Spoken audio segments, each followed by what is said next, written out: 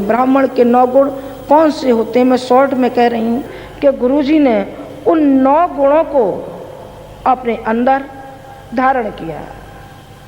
वो 9 गुण कौन कौन से थे? सत्य, अहिंसा, आस्तेय,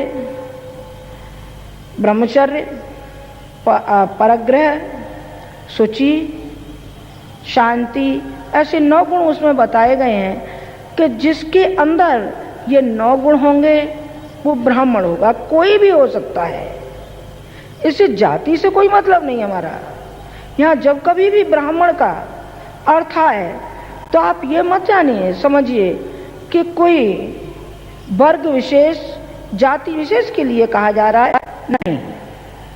जो संत जीवन जीता है, जो ब्राह्मण उचित जीवन जीता है, वही ब्राह्मण होता है, चाहे कोई भी क्यों न हो।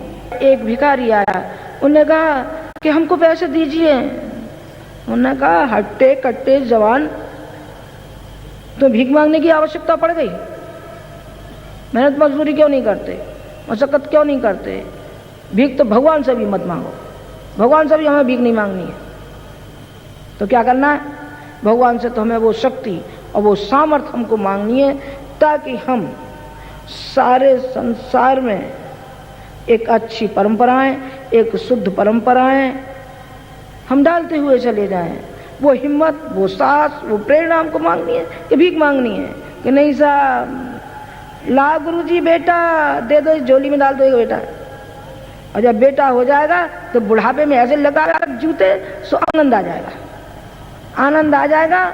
और जो सारी जो कमाई है बुढ़ापे की सारी ले जाए, गर्दन और दबोच जाएगा बेटा। ले ले बेटा, चालते नहीं ले जा।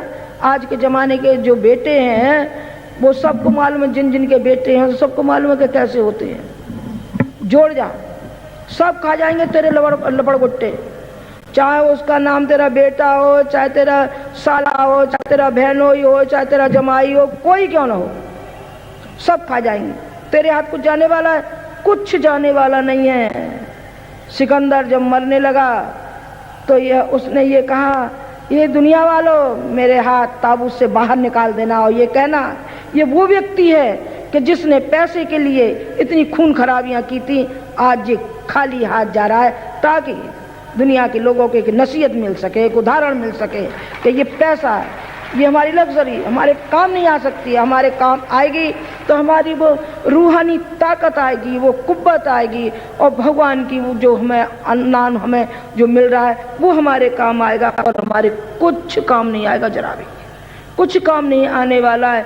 ये अनेक उदाहरण उन्होंने गूंथते हुए कहा।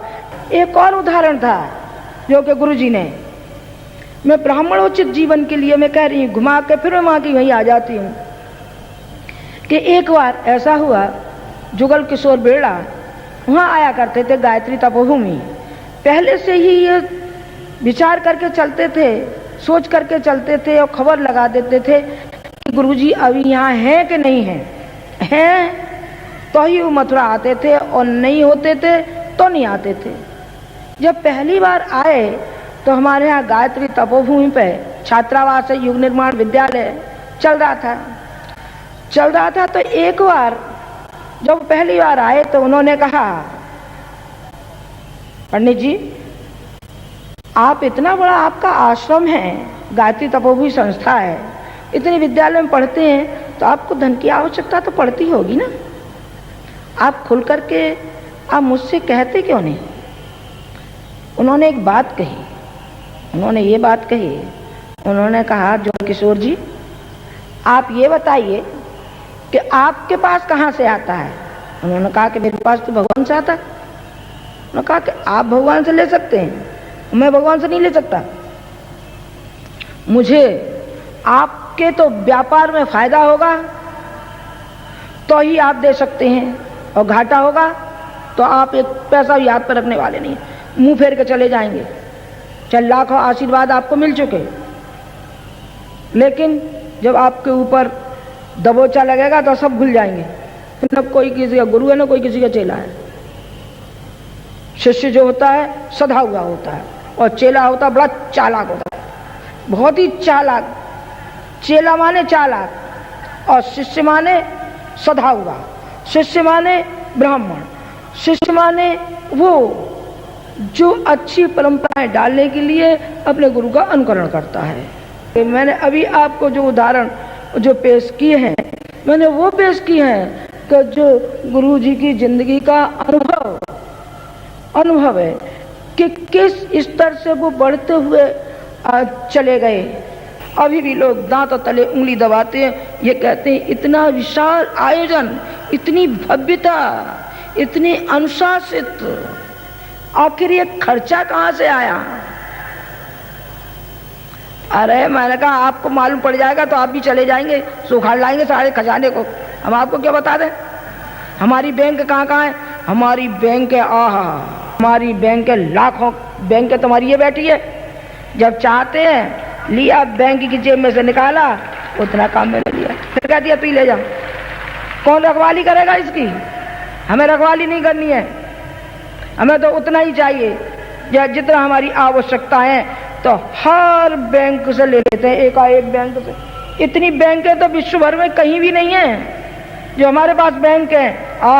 कैसे कुबेरपति हम तो, करोड़पति क्या होते हैं, अरबपति क्या होते हैं। हम लोग सारे संसार का खजाना हमारे पास है, और खजाने के रूप में हमारे ये बालक हैं और बालिकाएं हैं जो आज इनकी श्रद्धा देखते ही बनी। एक रोज तो मैंने उस रोज देखी जिस रोज मैं गई थी, मेरी आंखों में आंसू छलछलाया ये देख करके उनको। मैंने कहा बच्चे अपनी कमीजें उतार उतार के जो श्रम, कोई फावड़ा चला रहा था, कोई कुदाली चला रहा था, कोई क्या कर रहा था, कोई क्या कर रहा था, मैंने भरपूर उनको अपने हृदय से आशीर्वाद दिया।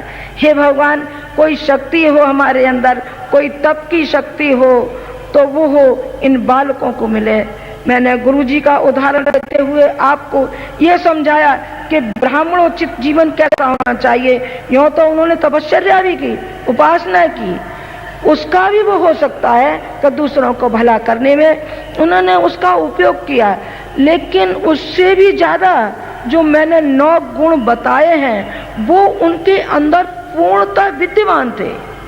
पूर्णतः विद्यमान से जो भी जवान से कहा 99% सही हुआ। 1% की तो मैं कहती नहीं हूं कि कहीं किसी का दुर्भाग्य हो तो उसके लिए तो क्या किया जाएगा। भगवान तो है नहीं, है तो इंसान।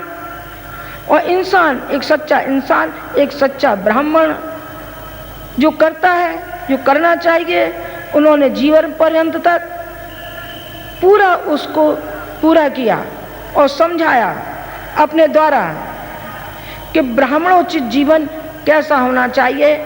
अपना उन्होंने चिंतन, चरित्र, व्यवहार, क्योंकि चिंतन से ही चरित्र बनता है और चरित्र से ही बनता है व्यवहार और व्यवहार से ही बनता है हमारा वातावरण।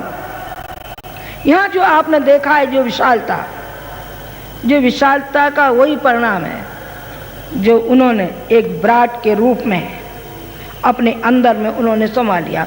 उस भगवान की चेतना को फिर उसे उन्होंने व्यवहारिक रूप दिया। मीरा, कबीर और रैदास की तरीके से पीछे नहीं रहे, वो आगे ही कदम उनके बढ़ते गए। और जिस तरीके से नरसिंह मेहता की भुनी होगी थी कि नहीं हमें नहीं मालूम, हमने नहीं देखा, जरूर भुनी होगी, लेकिन गुरुजी की भुंडी तो ऐसी भुनी, आनंद आ गया बेटे, आनंद आ गया। हमारे YouTube चैनल शांति कुंज वीडियो गायत्री परिवार को सब्सक्राइब करें एवं बेल आइकन जरूर दबाएं ताकि गायत्री परिवार की विभिन्न गतिविधियों की जानकारी आपको मिलती रहे।